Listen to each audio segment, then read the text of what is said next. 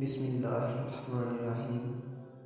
وہ جن پر جنت حرام کر دی گئی، وہ کون بدنصیب لوگ ہیں جن پر جنت حرام کر دی گئی۔ اس معاملے میں بھی قرآن مجید نے ہمیں محروم نہیں رکھا، بلکہ ان لوگوں اور ان کے جرائم اور صفات کے بارے میں بتا دیا ہے جو کبھی بھی جنت میں داخل نہ ہوں گے۔ آئیں قرآن کی اس رہنمائی سے فائدہ اٹھاتے ہیں تاکہ اگر ہم بھی ان لوگوں کے راستے پر جا رہے ہوں تو توبہ کریں۔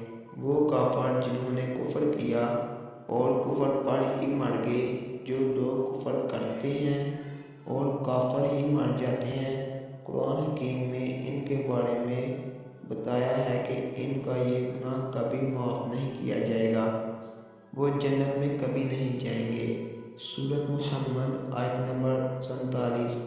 جن لوگوں نے کفر کیا اور اللہ کی راہ سے روکا پھر کفر کی حالت میں ہی مر گئے، وہ کبھی جنت میں نہیں جائیں گے، ان کو اللہ ہرگز معاف نہیں کرے گا۔ سورۃ بقرہ آیت نمبر 2۔ جن لوگوں نے کفر کیا اور کفر کی حالت میں ہی مر گئے، ان پر اللہ اور فرشتوں اور انسانوں کی لعنت ہے، اسی لعنت کی زندگی میں ہمیشہ رہیں گے، نہ ان کی سزا میں کوئی کمی ہوگی اور نہ پھر انہیں کوئی دوسری مہلت دی جائے گی۔ سورۃ آل عمران آیت نمبر 3۔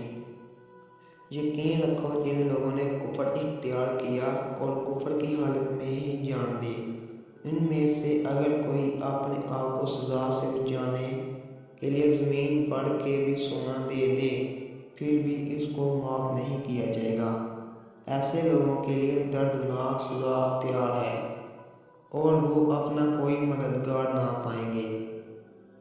ان کافروں سے قیامت کے روز کہا جائے گا کہ سورۃ کہف کی آیت نمبر 46 ہے۔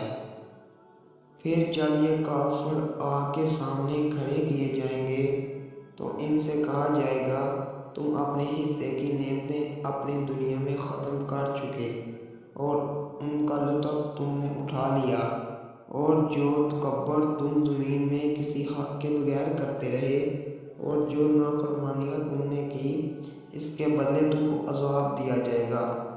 شرک کرنے والوں پر جنت حرام ہے۔